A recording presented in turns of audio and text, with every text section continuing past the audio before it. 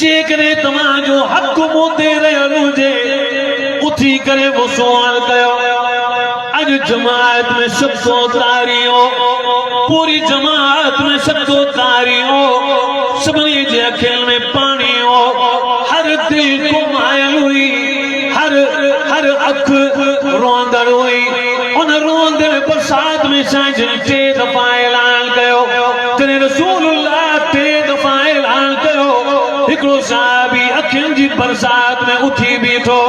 अर्ज कई या नबी अल्लाह मुझो हक तमा दे रहा जेकरे टे दफा तमा ऐलान न कयो आऊं भी तमा जी दरबार में न उठा पर टे दफा तमा जो इसराफ थियो हर सूरत में आन उथिस साजी मुझो तमा दे हक रहा अज आऊं वसूल करण तो चाया अल्लाह जे महबूब फरमायो केड़ो तुंजो हक तेरे साहबी सभई परेशान थी विया त छा थी वियो उकाशा के जो चवे तो मुंजो हक रहा तेरे उकाशा उठी भी चवण लगो या नबी अल्लाह याद के वो डी जेडी तमाजे घोड़े का मुझे घोड़े गिरास कयो तमाजे हाथ में चाबुको तमा मुझे पुठन में आयो अज मुझी दिल चाहे थी वो चाबुक घुरायो अज तमाजे पुठन दे हणदुस पलांद वठण तो चाया हजरत उमर रज़ी अल्लाह अन्हु तलवार म्यान मां कढी गैरत जी निगाह सां उनखे निहारे फरमायो काशा छा तोखे मालूम कोन्हे असां जो रसूल आहे असां जो नबी आहे अल्लाह जो पैगंबर आहे अल्लाह जो रसूल आहे छा तोखे ख़बर कोन्हे इहा हस्ती आहे जंहिंजे करे क़ुरान मिलियो जंहिं हस्ती जे करे इस्लाम मिलियो जंहिं हस्ती जे करे ईमान मिलियो जंहिं हस्ती जे करे बैतुल्लाह मिलियो जंहिं हस्ती जे करे क़यामत जेडी शफाअत मिलंदी जंहिं हस्ती जे करे सुन्नत मिली आहे जंहिं हस्ती जे करे अल्लाह मिलियो आहे छा पियो करी तूं बदिलो थो वठे रुका साज ने निहारियो तने नबी पाक सल्लल्लाहु अलैहि वसल्लम फरमायो ऐं उमर पुट वेही रहो इनखे बदिलो वठण दे हज़रत उमर नबी पाक जे अमर सां वेही रहियो हज़रत अबू बकर उथी बीह रहियो फरमायो काशा सौ चाबुक मुझे जिस्म से हण इन जे बदले डंड में पर रसूलुल्लाह का बदलो न वठ तने नबी पाक फरमाया अबू बकर वेही रहो पुट तकड़ न कर तू वेही रहो उकाशा के बदलो वठण दियो तने उकाशा हथ मवी अर्ज़ कयो या नबी अल्लाह वो चाबुक साॻियो घुरायो नबी पाक फरमायो ठीक आहे फरमाए मुंहिंजो पुटड़ो हुसैन किथे आहे ऐं नंढड़ो बचड़ो हसन किथे आहे साजन हज़रत इमाम हसन रज़ी अल्लाह अन्हु हज़रत इमाम हुसैन रज़ी अल्लाह अन्हु के घुरायो पाक में पुटड़ो वञो पंहिंजी अम्मा फातिमा ज़हरा जन्नत जी ख़ातून बतौल बिन्त रसूल मक़बूल रज़ी अल्लाह अन्हा जे दर वञो मुंहिंजो उनखे सलाम ॾियो ऐं जो मुझी न्याणी अबे हिन ज़ोफ़ जे बदले में हिन ज़ोफ़ कमज़ोरी जे हालत में तुंहिंजी रखियल अलमारी में चाबुक तलब कयो आहे उहो चाबुक ॾे उकाशा तुंहिंजे पीउ जे पुठनि खे उहो चाबुक हणंदो अम्मा फातिमा रज़ी अल्लाह अन्हा रोई पई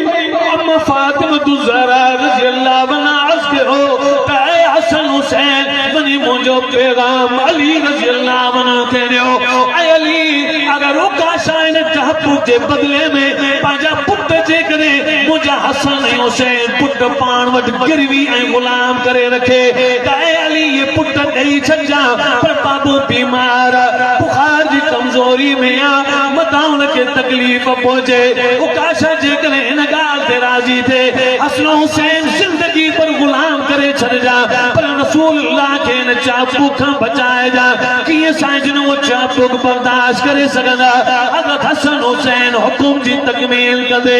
आया जने मस्जिद में औं ख़ैबर शहर जा गयूर मुसलमानो ज़रा तवज्जो कयो इहो वाइज़ जी ॻाल्हियूं पूरी सिंध में ॿुधाईंदो रहंदो आहियां पर अॼु मुंहिंजे ॻोठ वारा बि ॿुधनि मुंहिंजे ॻोठ जा रहवासी बि ॿुधनि ऐं मुंहिंजा भाइरो ऐं भेनरूं ऐं न्याणियूं इहे बि ॿुधनि ओ पूरी दुनिया जा मुसलमानो नबी पाक सल्लल्लाहु अलैहि वसल्लम जे सहाबिन में एक सख्तो तारियो हिन हसन हुसैन वो चाबुक खणी पहुची विया साजन फरमायो ऐं काशा ही चाबुक वठ पांजो बदलो वठ क़यामत जे ॾींहुं मोहम्मद बदलो नहीं न सकदो अज बदलो तलब कर हज़रत उकाशा वो चाबुक पंहिंजे हथ में खयो नबी पाक जे करीब आयो उस्मान गनी रज़ी अल्लाह अन्हु थी बीठो 600 दिरहम इन डंड में वठ पर रसूलुल्लाह के चाबुक ना जा साजिद फरमायो अरे उस्मान पुट में ही रहो के गालन जी इजाजत ना है शेर खुदा अली रज़ी अल्लाह अन्हु थी बीठो अखिन में लुढ़कन जी बरसात हुई अज़ या नबी अल्लाह जो महबूब नबी सारी कायनात जो सरदार नबी तमाम बुखार की शिद्दत में आयो कमजोरी बीमारी में आयो या नबी अल्लाह जो महबूब नबी ही मुझा पुट हसन ही मुझो प्यो पुट हुसैन ही बई पुट गुलामी में सॼी जिंदगी उकाशा जे हवाले कयो पर तमाम के यो चाबुक न लगे तेरे साजन फरमाए अली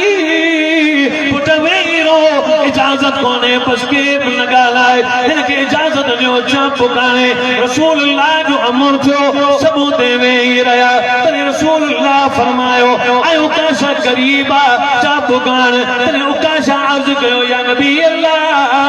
जेॾी महिल तव्हां मूंखे चाबुक कयो ओॾी महिल मुंहिंजे पुठनि ते कपिड़ो कोन हो हीअं तव्हांजे पुठनि ते कमीज़ पातल आहे कमीज़ परे कयो पंहिंजा पुठा ज़ाहिर कयो त जीअं पुठनि ते उहो तव्हांजा पुठा उघाड़ा हुजनि मुंहिंजी बि पुठी उघाड़ी हुई तव्हां चाबुक कयो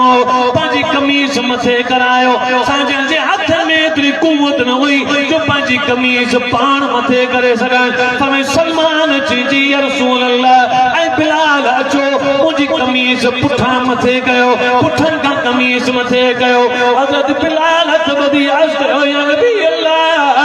मूंखे छॾियो मूंखां इहा जुरत न थींदी तॾहिं नबी पाक फरमाए मुंहिंजो हुकुम आहे हज़रत बिलाल मथे कई कमीज़ तॾहिं हज़रत उकाशा आयो ॾिठई त रसूलुल्लाह सल्लल्लाहु अलैहि वसल्लम जी कमीज़ मुबारक जो मथे खई वई पंहिंजे कुल्हनि ताईं मथे खई वई त ॿिन्ही कुल्हनि जे विच में जेका मोरे नबूवत लिखियल हूंदी हुई रसूलुल्लाह जी रिसालत जो जेको ठप्पो लॻायो उन में लिखियल मुहम्मदुर रसूलुल्लाह